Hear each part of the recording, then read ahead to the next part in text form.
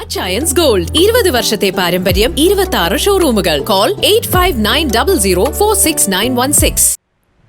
ദേശീയപാത 85-ൽ 160 കോടി രൂപയുടെ അധിക വികസന പദ്ധതികൾക്ക് അംഗീകാരമായി.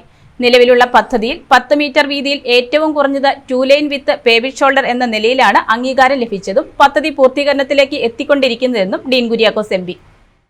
ദേശീയപാത 85 കൊച്ചി മൂന്നാർ 124 കിലോമീറ്റർ വികസന പ്രവർത്തനങ്ങളിൽ 160 കോടി രൂപയുടെ അധിക ശുപാർശയ്ക്ക് ദേശീയപാത അതോറിറ്റി ഓഫ് ഇന്ത്യ അംഗീകാരം നൽകി. നിലവിലുള്ള പദ്ധതിയിൽ 10 മീറ്റർ വീതിയിൽ ഏറ്റവും കുറഞ്ഞത് 2 ലൈൻ വിത്ത് പേവ്ഡ് ഷോൾഡർ എന്ന നിലയിലാണ് അംഗീകാരം ലഭിച്ചതും പദ്ധതി പൂർത്തീകരണത്തിലേക്ക് എത്തിക്കൊണ്ടിരിക്കുന്നതെന്നും ഡീൻ കുര്യാക്കോസ് എം പി, മൂവാറ്റുപുഴ നഗരസഭാ chairperson Joyce Mary Antony, NHAI Kochi CEO Jeevan John എന്നിവർ വാർത്താസമ്മേളനത്തിൽ പറഞ്ഞു. ശരിക്കും ROW പ്രകാരം ദേശീയപാതയാണ് എങ്കിലും ഒരുപാട് എൻക്രോച്ച്മെന്റുകൾ ഓരോ സ്ഥലങ്ങളിലും ഉണ്ടാവുകയും പബ്ലിക് ലാൻഡ് പ്രൈവറ്റ് ലാൻഡായി മാറുന്ന ഒരു സ്ഥിതി ഉണ്ടാവുകയും ഒക്കെ ചെയ്തിട്ടുണ്ട്. അപ്പോൾ ആ പ്രദേശങ്ങളിലൊന്നും അവരെ മാറ്റാനോ അല്ലെങ്കിൽ അത് അവിടെ റോഡ് നിർമ്മിക്കാനോ ഒക്കെ പറ്റുന്ന ഒരു പരിസ്ഥിതി ആയിരുന്നില്ല. ഏതായാലും ഒരു ഘട്ടത്തിൽ പദ്ധതി മുടങ്ങിപ്പോകുമെന്ന് കണ്ടപ്പോൾ ഉള്ള വീതിക്കനുസരിച്ച് റോഡ് നിർമ്മാണം നടത്തണം എന്നുള്ള ഒരു ചിന്തയിൽ അല്ലെങ്കിൽ ആ ഒരു തീരുമാനമെടുത്താണ് ഡിപ്പാർട്ട്മെന്റ് ഈ വർക്ക് ആരംഭിച്ചത്. എന്നാൽ ഈ ഘട്ടത്തിൽ നമുക്ക് എവിടെയെല്ലാം ലാൻഡ് അവൈലബിൾ ആയിട്ടുണ്ടോ അവിടെയെല്ലാം നമുക്ക് ഡെവലപ്മെന്റ് നടത്താൻ പറ്റുന്ന സ്ഥിതിയിലേക്കുള്ള ഫണ്ട് അലോക്കേഷൻ ലഭിക്കുകയാണ്. അതിൻ്റെ അടിസ്ഥാനത്തിൽ ഒന്നാമത്തെ ചേഞ്ച് ഓഫ് സ്കോപ്പിൽ കിട്ടിയ 11 കോടി രൂപയിൽ 11 കിലോമീറ്റർ ഭാഗത്ത് നമുക്ക് 10 മീറ്റർ വീതി ഉറപ്പാക്കാനും, രണ്ടാമത്തെ അഡീഷണൽ അലോട്ട്മെന്റ് 149 കോടി രൂപയിൽ വന്നതിനകത്ത് 67 കിലോമീറ്റർ ഭാഗത്ത് 10 മീറ്റർ വീതിയിൽ നമുക്ക് ഡെവലപ്മെന്റ് നടത്താൻ വേണ്ടിയിട്ടുള്ള ഒരു അംഗീകാരം ലഭിച്ചിട്ടുണ്ട്. ഏതാണ്ട് കൊച്ചി മുതൽ മൂന്നാർ വരെയുള്ള ഈ ദേശീയപാതയിൽ 90% പോകുന്നത് നമ്മുടെ പാർലമെന്ററി കോൺസ്റ്റിറ്റ്യുവൻസിയിലൂടെയാണ്. പെരുവുമൂഴി മുതൽ അങ്ങ് മൂന്നാർ വരെ കടന്നു പോവുകയാണ്.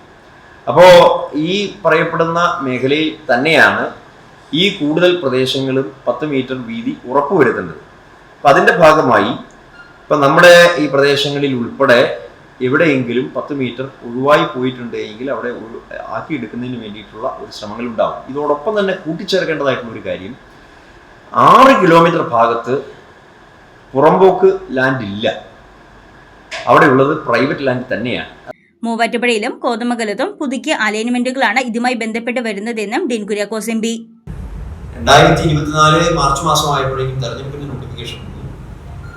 ആ സമയമായിട്ടും ഈ പറയുന്നത് പോലെ 3D നോട്ടിഫിക്കേഷൻ പുറപ്പെടുവിക്കാൻ പറ്റാത്ത തരത്തിലേക്ക് competent authority of land acquisition അഥവാ കാല, അത് സംസ്ഥാന ഗവൺമെന്റിന്റെ റവന്യൂ വിഭാഗമാണ്.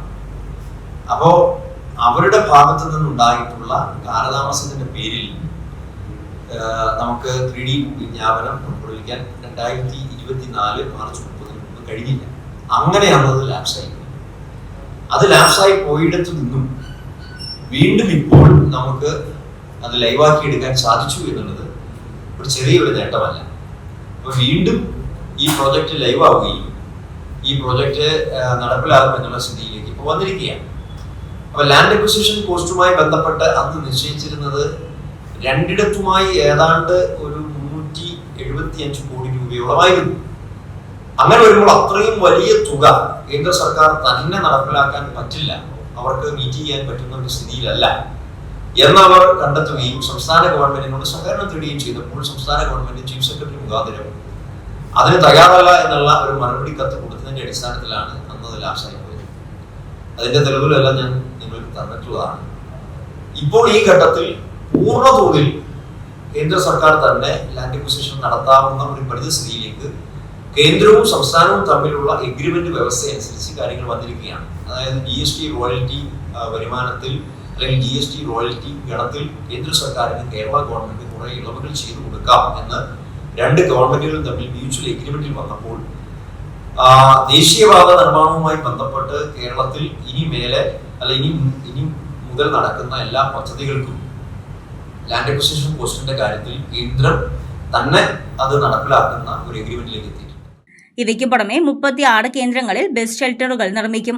പുതുതായി ശുപാർശ നൽകിയ ഓടകളുടെ നിർമ്മാണം ഉൾപ്പെടെ 160 കോടി അനുവദിക്കപ്പെടുമ്പോൾ 6 കിലോമീറ്റർ ദൂരത്തിൽ വീതി കുറഞ്ഞ സ്ഥലങ്ങൾ 10 മീറ്റർ വീതിയില്ലാത്ത സ്വകാര്യ വ്യക്തികളുടെ ഉടമസ്ഥതയിലുള്ള മേഖലകളുണ്ടെന്നും ആ പ്രദേശങ്ങളിൽ ഭൂമി ഏറ്റെടുക്കൽ ആവശ്യമായി വരുമെന്നും ഡീൻ കുര്യാക്കോസ് എം.പി. വ്യക്തമാക്കി.